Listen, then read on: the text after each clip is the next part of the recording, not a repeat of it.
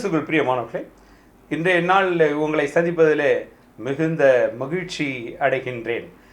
இந்த டிவி ஊழியத்தை ஆண்டவர் தாமே அற்புதமான முறையில் ஆசீர்வதித்து ரொம்ப அருமையாக நடத்தி கொண்டு வருகிறார். ஒவ்வொரு வாரமும் புதிய வேகத்தையும் கொடுத்து அருமையான முறையில் ஆசீர்வதித்து கொண்டிருக்கிறார். தொடர்ந்து இந்த ஊழியத்திற்காக நீங்கள் ஜெபியுங்கள் பிரியமானவர்களே. ஒரு துறவி ஒருவர் ஒரு கிராமத்திற்கு வந்தாராம்.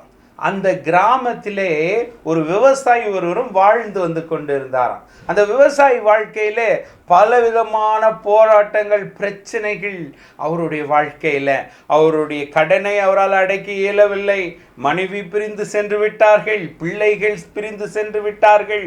இப்பொழுது ஒரு குழப்பமான நிலையில இருக்கிறார்.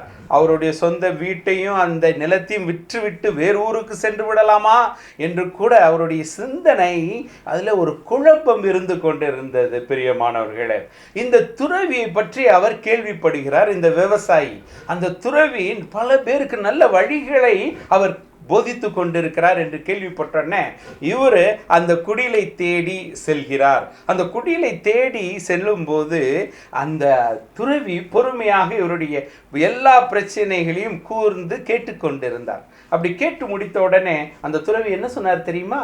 அப்பா, அந்த ஆசிரமத்தில் குடிப்பதற்கு தண்ணீர் இல்லை, நீர் ஒரு குடத்தை எடுத்துக்கொண்டு போய் பக்கத்தில் இருக்கிற குளத்திலே போய் தண்ணீர் மொண்டு கொண்டு வா என்று சொன்னாராம். உடனே இந்த விவசாயியும் குடத்தை எடுத்துக்கொண்டு தண்ணீர் மூழ்வதற்காக குளத்திற்கு செல்கிறார். அப்படி குளத்திற்கு அங்கே போகும்போது பார்த்தீங்கன்னா பிரியமானவர்களே, ஒரு பக்கத்தில் பெண்கள் எல்லோரும் துணி துவைத்து கொண்டு இருக்கிறார்கள். மறுக்கரைக்கு இவர் சென்று தண்ணீர் மூழ்வதற்குள்ளாகவே ஒரு மாட்டு வண்டி ஒன்று வந்து விடுகிறது.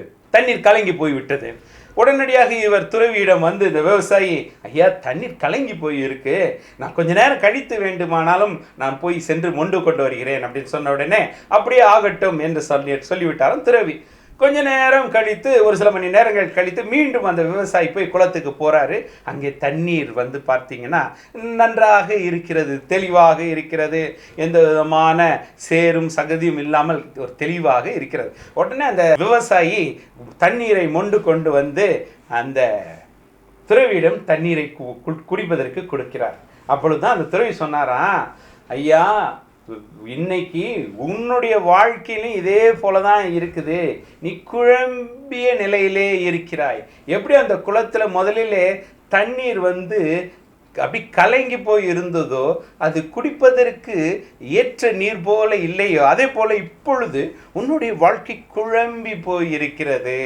மனைவி இல்லை, கடன் பிரச்சனை, போராட்டம், பிள்ளைகள் இல்லை, இந்த வீட்டை விட்டு விடலாமா, இந்த நிலத்தை விட்டு போயிடலாமா வேற ஊருக்கு, இப்படி குழம்பி போய் இருக்கிறாய்.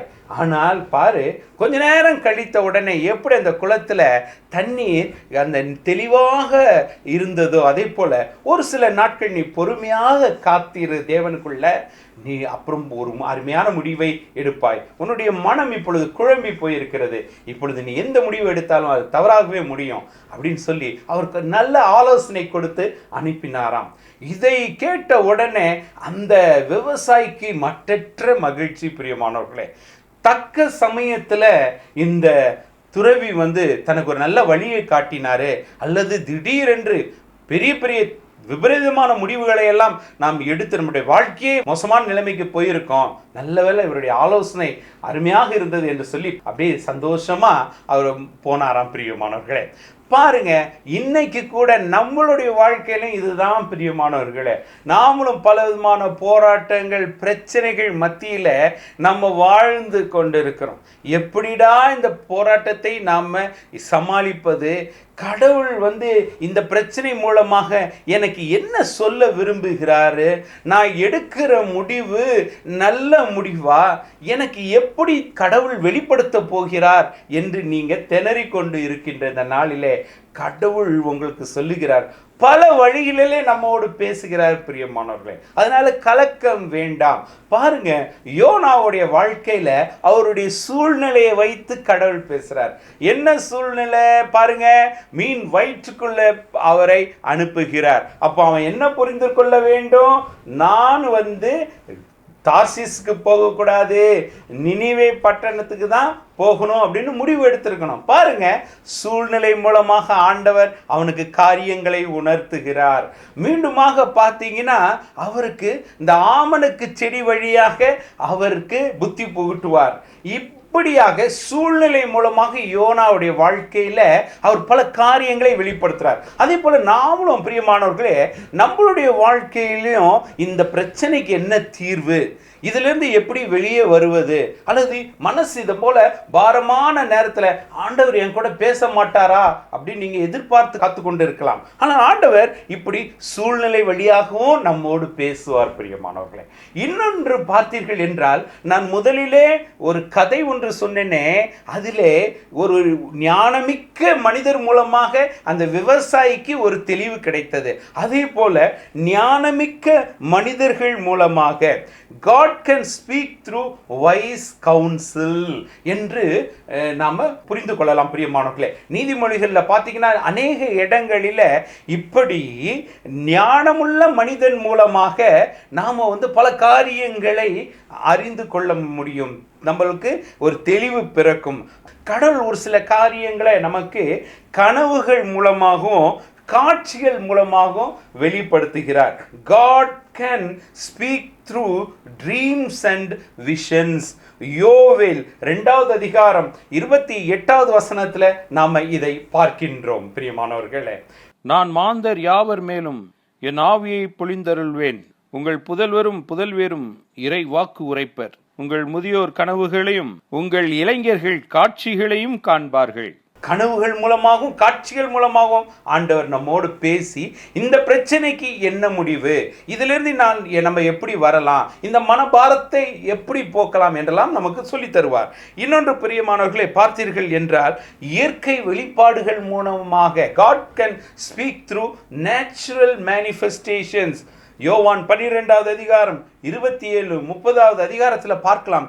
திடீரென்று ஒரு பெரிய வெள்ளம், திடீரென்று பூமி பிளவுபடுகிறது, கடல் கொந்தளிக்கிறது, சுனாமி, இப்படிப்பட்ட காரியங்களையும் கடவுள் ஒரு சில காரியங்களை நமக்கு வெளிப்படுத்த விரும்புகிறார். பிரியமானவர்களே, இப்படியாகவும் நம்மோடு பேசுவார். நீ செய்கிற காரியம் நல்லா இல்லை, தேசத்திற்கும் அவர் பேசுவார். இந்த காரியங்கள் குறித்து எச்சரிக்கையாக இருக்க வேண்டும் என்றெல்லாம் சொல்லி, பிரியமானவர்களே, அதே போல வேதத்தின் வழியாகவும் பேசுகிறார்.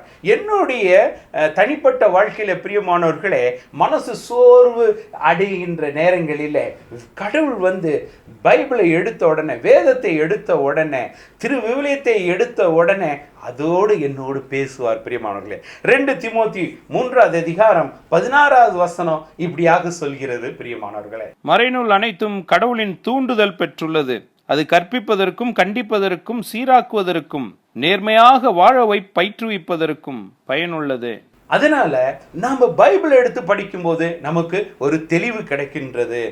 இன்னும் ஒரு சில நேரங்களில் என்னுடைய தனிப்பட்ட அனுபவத்தில் பிரியமானவர்களே, சமூக வலைத்தளங்கள் மூலமாக, சோசியல் மீடியா மூலமாக, கடந்த வாரத்தில் ஒரு சகோதரர் சொன்னாரு, ஃபாதர், எனக்கு தூக்கமே வராமல் இருந்தது, அதுக்கு என்ன செய்ய வேண்டும் என்றே தெரியவில்லை, எனக்கு தூக்கமே வரல, என்னடா செய்வது, இதற்கு வேற வழியே இல்லையா அப்படின்னு நினைக்கும் போது கடந்த வார நிகழ்ச்சியில் எனக்கு ஒரு தெளிவு கிடைத்தது. கர்த்தர் தாமே எனக்கு ஒரு தெளிவை காட்டியது போல நான் உணர்ந்தேன் என்று சொன்னார். பிரியமானவர்கள், என்னுடைய வாழ்க்கையிலும் பிரியமானவர்கள், அதே போல ஒரு சில நேரங்களில் வாட்ஸ்அப்பில் எடுத்து பார்க்கும்போது பார்த்தீங்கன்னா ஒரு அருமையான வசனம், நம்ம சோர்ந்து இருக்கும்போது பார்த்தீங்கன்னா திடீர்னு அந்த வசனம் மூலமாக கடவுள் பேசியிருப்பார்.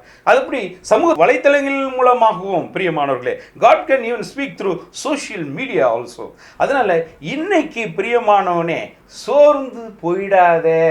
சோர்ந்து போய் கடவுளுக்கு தெரியாது, மனிதனுக்கு தெரியாது என்று சொல்லி பாவத்திலே நீ விழுந்து விடாதே. எனக்கு ஒரு பதிலும் கிடைக்கல, நான் எத்தனையோ ஜெபம் பண்ணிட்டேன், இப்போ அடுத்து என்ன செய்ய போறேன்னு அவசரமாக எந்த முடிவும் எடுத்துடாதீங்க.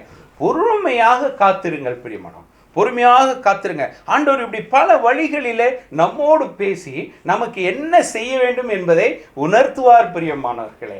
என்னுடைய வாழ்க்கையில நான் அப்படி வெற்றி கண்டு இருக்கிறேன் பிரியமானவர்களே. ஒரு பெரிய சிற்பியா அவரு அந்த கூடத்தை என்ன ஒருத்தர் வந்து பார்க்க போனாராம். அப்போ அந்த ஒரு சிற்பி ஒரு அழகான ஒரு பெண்ணுடைய ஒரு அழகான ஒரு உருவத்தை, ஒரு சிலையை வடித்து கொண்டிருந்தாராம். இந்த பக்கம் பார்த்தீங்கன்னா அதே போல இன்னொரு சிலையையும் அவர் வந்து செதுக்கி கொண்டு இருந்தாராம். ரெண்டுத்தையும் இப்படி செதுக்கி கொண்டு இருந்தாரு. அவர் இந்த காண வந்த விசிட்டர் அவர் வந்து கேட்கின்றார். என்ன கேட்கிறார் தெரியுமா? என்ன கேட்டாரு தெரியுமா? எதற்காக இந்த 2 சிலையும் ஒரே போல இருக்கின்றது, அதை 2 சிலை தேவையா, ஏன் இதை வடித்து கொண்டிருக்கிறீர்கள் என்று கேட்கும்போது அந்த சிற்பி சொன்னாராம், இந்த சிற்பத்தில் ஒரு குறை ஒன்று இருக்கிறது, அதனால தான் நான் இந்த சிலையை வடித்து கொண்டிருக்கிறேன் என்று சொல்லி சொன்னாராம். இந்த நபர் இதை பார்க்க வந்த இந்த மிகப்பெரிய சிற்பிவர் அவருடைய இதில் என்ன குறை இருக்கிறது அப்படின்னு எல்லாம் பார்த்தாராம். பார்த்தீர்கள் என்றால் ஒரு குறையும் அவருடைய கண்களுக்கு தெரியவில்லை, இந்த விசிட்டருக்கு, இதை காண வந்தவருக்கு. அப்பொழுது கேட்டாராம், ஐயா இவ்வளோ அருமையான சிலையில் ஒரு குறையும் என்னுடைய கண்களுக்கு தெரியவில்லையே அப்படின்னு சொன்னபோது அந்த சிற்பி சொன்னாராம், ஒரு குறை ஒன்று இருக்கிறது, மூக்குக்கு மேலே ஒரு சின்ன கோடு தான், ஒரு குறை ஒன்று இருக்கிறது என்று சொல்லி சொன்னாராம் பிரியமானவர்களே. அப்பொழுது பார்த்தீர்கள் என்றால் ஆமாம், அப்புறம் ஒரு கூர்ந்து கவனிச்சீர்கள் என்றால் அந்த மூக்குக்கு மேலே ஒரு சின்ன பிழை இருக்கின்றது. அப்பொழுது உடனே அந்த விசிட்டர் இவரை காண வந்த நபர் கேட்டாராம், ஐயா இது எந்த இடத்துல வைக்க போறீங்க அப்படின்னா, அப்பொழுது அந்த சிற்பி சொன்னாராம், ஒரு 200 அடிக்கு மேலே ஒரு பெரிய மியூசியம் மேலே நான் இதை வைப்பதற்காக அரசாங்கம் என்னிடம் இது கேட்டுக்கொண்டது, இதை போல இந்த சிலையை வடிக்க வேண்டும் என்று. ஐயா 200 அடிக்கு மேலே இந்த சிற்பத்தை வைத்த உடனே அந்த மூக்குக்கு மேலே இருக்கிற அந்த சின்ன அந்த பிழை யாருக்கு தெரிய போகுது, எதுக்காக இன்னொரு சிலையை அதே போல வடித்து கொண்டு இருக்கிறீர்கள் என்று கேட்டாராம் அவரை காண வந்த அந்த விசிட்டர். அப்பொழுது இந்த நபர் சொன்னாராம், பாருங்க எனக்கு தெரியும் மிஸ்டேக்கு, எனக்கு தெரியும் அதில் குறை இருக்கின்றது, என்னை படைத்த தேவனுக்கும் அந்த குறை தெரியும். நான் வந்து தேவனுக்கு முன்பாக எந்த தவறையும் நான் செய்ய விரும்பாதவன், என்னை நம்பி இந்த பொறுப்பை கொடுத்திருக்கிறார்கள் என்று சொல்லி அவர் வந்து தன்னுடைய அந்த நேர்மையை அந்த தொழிலில் அவர் காட்டியிருக்கிறார். கடவுளுக்கு பயப்படுற ஒரு மனிதனாக அந்த சிற்பி இருந்திருக்கிறார் பிரியமானவர்களே. ஆனால் இன்னைக்கு பிரியமானவர்களே நாம் என்ன செய்கிறோம், ஒரு சில காரியங்கள் நமக்கு நடக்க மாட்டேங்குது, கடவுள் நம்மளுக்கு ஒரு தெளிவு கிடைக்கல அப்படின்னா நம்ம ரகசிய பாவங்கள் எல்லாம் செய்ய ஆரம்பித்து பிரச்சனையிலிருந்து வெளியே வருவதற்கான முயற்சிகளை செய்கிறோம். ஆனால் அது தவறு பிரியமானவர்களே. பாருங்க, ஆண்டவர் அதை வெறுக்கிறார். எரேமியா 7வது அதிகாரம் 13வது வசனத்தில் ஆண்டவர் சொல்வது அதுதான்.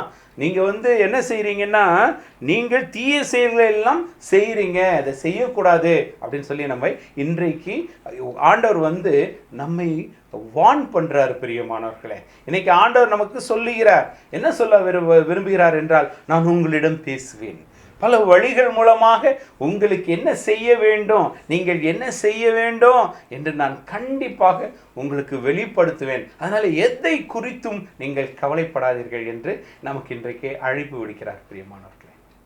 ஜெபிப்போமா பிரியமானவர்களே. அப்பா இயேசுவே, பரம தந்தையே, ஆண்டவரே, இன்றைக்கு கூட நீர் எங்களோடு பேசிக்கொண்டிருக்கிறீர் ஆண்டவர். இந்த டிவி ஊழியத்தை மூலமாக நீர் எங்களோடு பேசிக்கொண்டிருக்கிறீர் ராஜா. ஆண்டவரே, இன்னைக்கு பல காரியங்களில் எங்களுக்கு அடுத்தது என்ன செய்ய வேண்டும், நாங்கள் என்ன போராட்டத்திலிருந்து எப்படி வெளியே வர வேண்டும், எங்களோடு ஆண்டவர் பேசவில்லையே என்று ஆண்டவரே உண்மையே குறை கூறி கொண்டு பல பொல்லாத வழிகளிலும் தவறான முடிவுகளையும் எடுத்து இன்றைக்கு ஆண்டவரே இன்னைக்கு கஷ்டப்பட்டு கொண்டிருக்கிறாங்க ஆண்டவரே. ஆனால் நீர் அவர்களோடு பேசி கொண்டிருக்கிறீர் என்பதை ஆண்டவரே நாங்கள் புரிந்து கொண்டு பல வழிகளில் நீர் எங்களோடு பேசுகிறீர் ஆண்டவரே. சூழ்நிலை மூலமாகவும், உம்முடைய வார்த்தைகள் மூலமாகவும், ஞானமுள்ள மனிதர்கள் மூலமாகவும், இன்னும் பல வழிகளில் எங்களோடு பேசி எங்களுக்கு நல்ல வழியை நீர் காட்டிக் கொண்டிருக்கிறீர் ஆண்டவரே. நானே வழியும் சத்தியமும் ஜீவனும் நானே என்று எங்களுக்கெல்லாம் ஆண்டவரே இன்றைக்கு ஒரு தெளிவை கொடுத்திருக்கிறீங்க ராஜா. ஆகவே அதனால் இன்றைக்கு எங்களுக்கு வர பிரச்சனைகள்ல இருந்து நாங்கள் விடுதலை எங்களுக்கு கிடைக்க போகுது. நீர் எங்களுக்கு அது ஆலோசனை கர்த்தராக இருந்து எங்களுக்கு பல நல்ல காரியங்களை செய்ய போகிறீர் என்ற இந்த மிகுதியான விசுவாசத்திலே தொடர்ந்து ஜெபிக்கிறோம் எங்கள் ஜீவனுள்ள நல்ல பிதாவே, ஆமேன். பிரியமானவர்களே, கடந்த வாரத்திலே மெய்யாகவே அவர் நம் பிணிகளை தாங்கிக் கொண்டார், நம் துன்பங்களை சுமந்து கொண்டார். இந்த பதிலை சரியாக எழுதி அனுப்பியவர்கள் கடந்த வாரம் நான் கேட்ட உடனே 5 நிமிடங்களிலே கிட்டத்தட்ட ஒரு 10-15 பேர் சரியான பதிலை உடனடியாக தொலைபேசி மூலமாக கூப்பிட்டு எனக்கு சரியான பதிலை அளித்தனர். திருமதி ஜானகி பாண்டியன், அம்பாசமுத்திரம், திருநெல்வேலி மாவட்டம். திருமதி மேரி ஜானகி, மடிப்பாக்கம். செல்வின் சாந்தகுமார், திண்டுக்கல். வேளாங்கண்ணி, ஒட்டஞ்சத்திரம். ஜேஎஸ் பால்ராஜ், கோயம்புத்தூர். ஞானமேரி, கயத்தாறு. திலகவதி பால்ராஜ், கோயம்புத்தூர். ராஜசேகரன், கோயம்புத்தூர். தங்கமணி, எக்மோர். ஜெசிந்தா, கயத்தாறு. வெற்றி பெற்ற அனைவருக்கும் என்னுடைய வாழ்த்துகளும் ஜெபங்களும். இந்த வாரத்திற்கான கேள்வி: நான் நல்லதொரு போராட்டத்தில் ஈடுபட்டேன், என் ஓட்டத்தை முடித்து விட்டேன், விசுவாசத்தை காத்து கொண்டேன். நான் நல்லதொரு போராட்டத்தில் ஈடுபட்டேன், என் ஓட்டத்தை முடித்து விட்டேன், விசுவாசத்தை காத்து கொண்டேன். இந்த வசனமானது வேதத்திலே எந்த பகுதியிலிருந்து எடுக்கப்பட்டது என்பதை உடனடியாக தெரிவிப்பவர்களுக்கு தக்க பரிசு உண்டு.